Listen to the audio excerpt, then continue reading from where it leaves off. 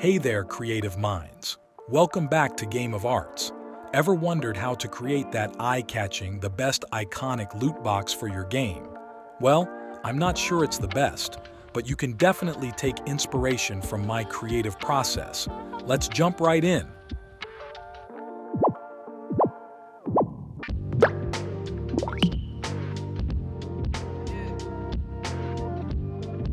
First things first, the initial sketch.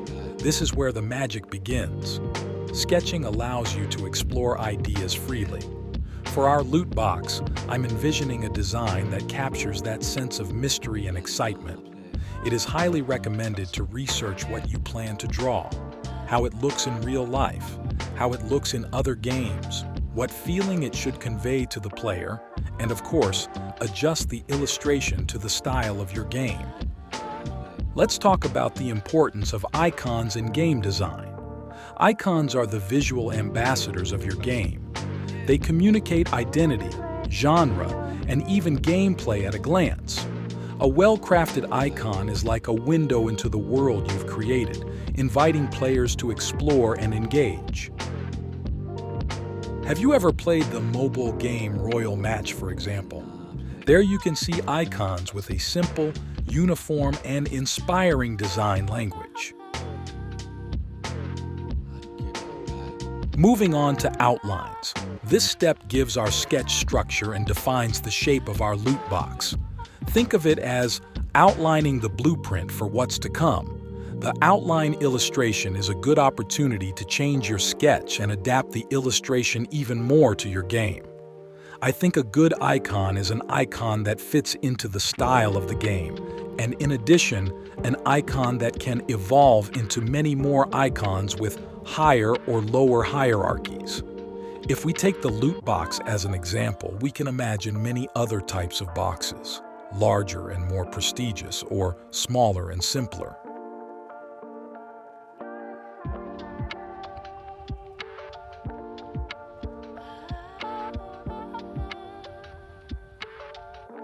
I have to say that I don't make this icon for a specific purpose or a specific game.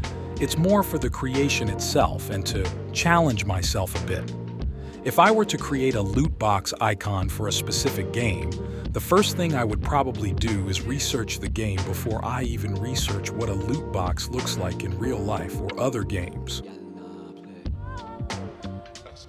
I decided to add more details that do not appear in the initial sketch, another lock, and later, I will also add coins that will be in the box.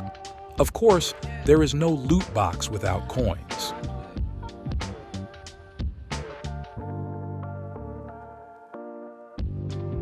Now, let's add some life. Filling the outlines brings our loot box to life. At this stage, the choice of colors does not have much meaning. I use the pen tool to mark the relevant areas and arrange the layers in the correct order so that later it will be convenient for me to paint all those layers.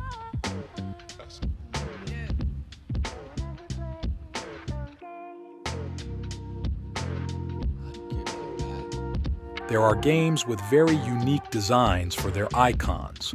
For example, Crossy Road, which combines pixel art style icons, or Hearthstone UI, where the whole UI feels just like real materials, different types of stones and metals. If you manage to come up with a special icon design that matches the theme of the game, then it's an excellent achievement. But remember that the most important thing is that the player understands what he is doing and what he is clicking. This style of loot box design can be very common in games with store sales offers. And how can I say the word store without some gold coins? I want to add gold coins that will match the design of the box and emphasize how worthwhile it is to buy this loot box. In store design, in the real world, and also in computer games, there is a lot of psychology and a lot of strategy.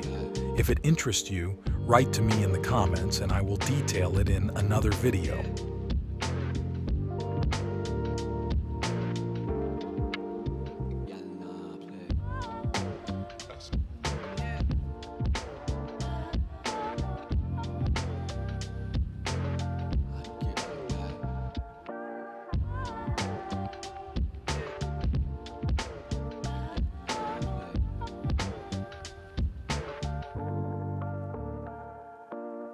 time to make it pop. Coloring is where we infuse personality into our loot box. Vibrant hues or subdued tones. It's all about capturing the essence of your game.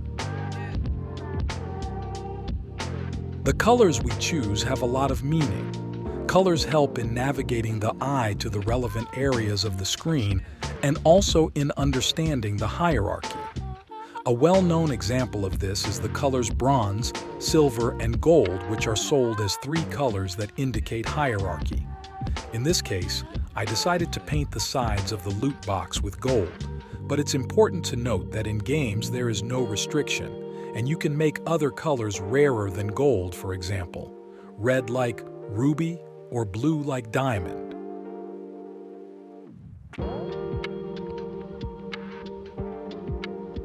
I must say that coloring the illustration is one of the steps I enjoy the most during my work. It took me a long time to acquire this skill, a long time of training and hard work. I'm sure I still have a lot to learn, but that's the reason why I keep working and don't stop creating. I recommend people who are interested in creating games also take inspiration from other artists and illustrators, those who don't illustrate for games. For example, I like the comic style of Yehuda Devere or Soroush Barazesh. They bring me a lot of inspiration and I learn a lot from them.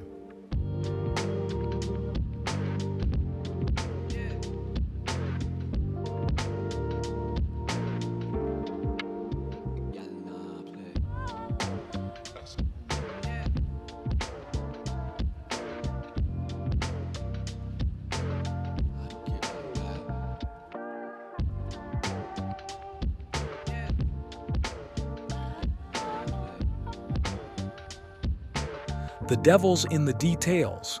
Adding shine and shadows creates depth and dimension. It's these small touches that make your icon stand out and catch the player's eye. To do this correctly, imagine where the light is coming from and then try to imagine where the darker places are. When two objects are very close to each other, there is a shadow between them, and the closer they are, the stronger the shadow. Take, for example, the shadow under your computer mouse and the table below it. The more you raise the mouse, the softer the shadow will be until it disappears completely.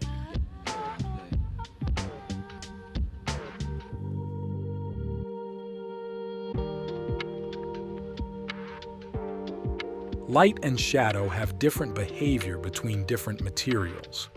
It can be seen in our case in the difference between the glittering gold and the wood that hardly reflects light.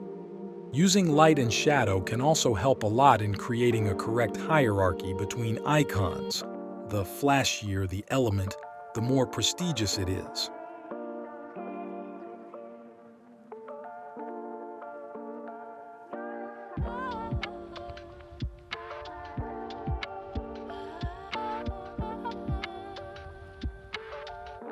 Crafting the perfect icon is all about telling a story in a small, impactful space.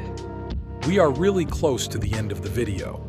If you found this video helpful or enjoyable, don't forget to hit that like button, share it with your fellow game designers, and subscribe for more creative content.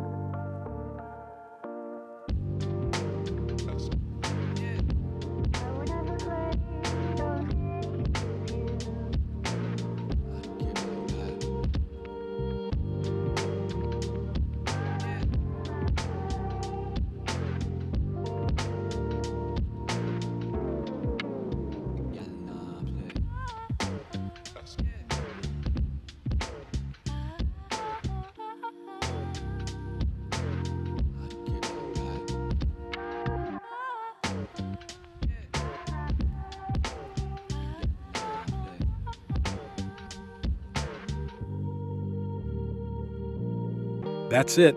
Thank you for sticking with me so far. Until next time, keep creating, keep gaming, and I'll catch you in the next video.